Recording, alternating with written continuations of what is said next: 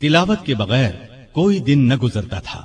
ہر سال حج کے لیے جاتے، آخری سال باغیوں کے محاصرے کی وجہ سے نہ جا سکے۔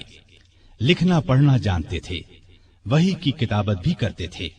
وحی نازل ہوتی تو اکثر نبی کریم صلی اللہ علیہ وسلم انہیں لکھنے کے لیے بلاتے۔ قرآن کے بہت بڑے عالم اور حافظ تھے۔ رسول اللہ صلی اللہ علیہ وسلم کی 146 احادیث آپ کے ذریعے سے امت تک پہنچی۔ شریعت کے مسائل سے بخوبی واقف تھے، لوگ ان سے مسئلے پوچھتے تھے۔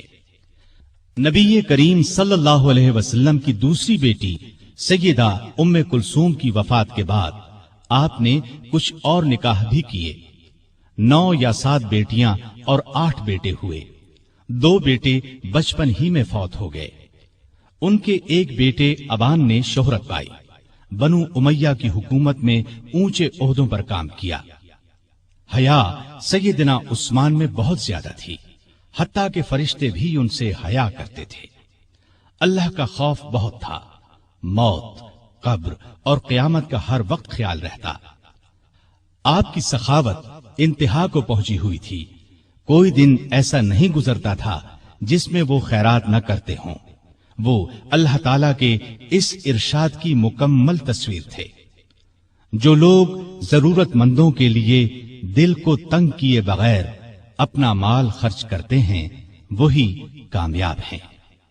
سیدنا عثمان غنی رضی اللہ عنہ نے بئر روما خرید کر مسلمانوں کے لیے عام کر دیا۔ مسجد نبوی کی توسیع کے لیے زمین خریدی۔ سیدنا علی رضی اللہ عنہ کی سیدہ فاطمہ رضی اللہ عنہا سے شادی کا موقع آیا تو انہوں نے اپنی زرہ سیدنا عثمان رضی اللہ عنہ کے ہاتھ 480 درہم میں بیچ دی۔ عثمان رضی اللہ عنہ نے اس رقم کے ساتھ وہ زرہ بھی انہیں واپس تحفے میں دے دی۔ تبوک کے موقع پر تو ان کی دریا دلی کی انتہا نہ رہی۔ قحط کے موقع پر غلے سے لدے ہوئے اونٹ لوگوں میں تقسیم کر دیے۔ ہر جمعے کو ایک غلام آزاد کرتے تھے۔ کسی جمعے نہ کر پاتے تو آئندہ جمعے 2 غلام آزاد کرتے۔ اپنی خلافت کے زمانے میں بیت المال سے اپنی ذات کے لیے 1 درہم بھی نہ لیا، اگرچہ وہ کم از کم 5000 درہم ہر سال لینے کے حقدار تھے۔ 12 سالہ خلافت میں 60,000 درہم گویا انہوں نے مسلمانوں کے لیے چھوڑ دیے۔ آپ رضی اللہ عنہ میں سادگی انتہا کو پہنچی ہوئی تھی۔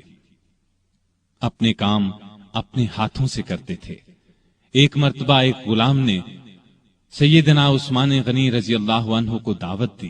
اس کی دعوت خوشی سے قبول کر لی۔ نہایت صابر تھے، تمام مصیبتیں نہایت صبر سے برداشت کی۔ اپنے حامیوں کو مخالفین پر تلوار نہ اٹھانے دی۔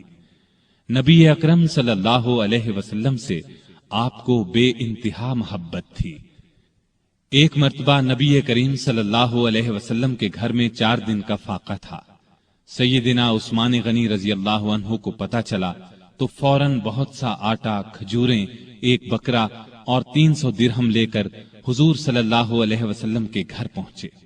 اس وقت آپ صلی اللہ علیہ وسلم گھر میں نہیں تھے۔ انہوں نے یہ چیزیں بی بی عائشہ رضی اللہ عنہا کے حوالے کی۔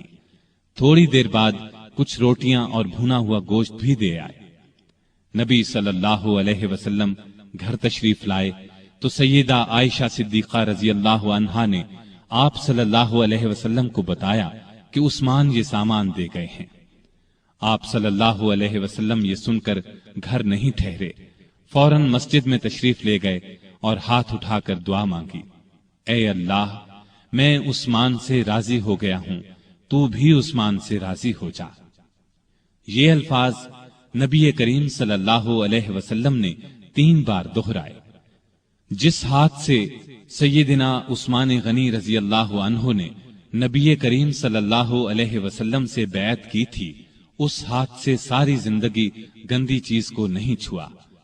باغیوں کی شورش بڑھی تو امیر معاویہ رضی اللہ عنہ نے پیشکش کی کہ آپ میرے پاس شام آ جائیں، یہاں آپ ہر طرح سے محفوظ رہیں گے۔ اس پر فرمایا، چاہے میری گردن کٹ جائے، میں رسول اللہ صلی اللہ علیہ وسلم کے شہر کو نہیں چھوڑ سکتا۔ نبی کریم صلی اللہ علیہ وسلم کو بھی آپ سے اتنی ہی محبت تھی۔ اس لیے اپنی 2 بیٹیاں آپ کے نکاح میں دیں۔ سیدنا عثمان غنی رضی اللہ عنہ ان 10 صحابہ میں سے ایک ہیں جنہیں جنت کی خوشخبری نبی کریم صلی اللہ علیہ وسلم نے اس دنیا ہی میں دے دی تھی۔ رسول اللہ صلی اللہ علیہ وسلم کا یہ بھی فرمان ہے، عثمان رضی اللہ عنہ جنت میں میرے ساتھی ہیں۔ سیدنا عثمان غنی رضی اللہ عنہ کے چند قول یہ ہیں، اس نے اللہ کا حق نہیں جانا جس نے لوگوں کا حق نہیں جانا۔ حقیر سے حقیر پیشہ اختیار کرنا ہاتھ پھیلانے سے بہتر ہے۔ غریب کا 1 روپیہ خیرات کرنا دولت مند کے 1 لاکھ روپے خیرات کرنے سے بہتر ہے۔ اپنے رب کے سوا کسی سے امید نہ رکھو۔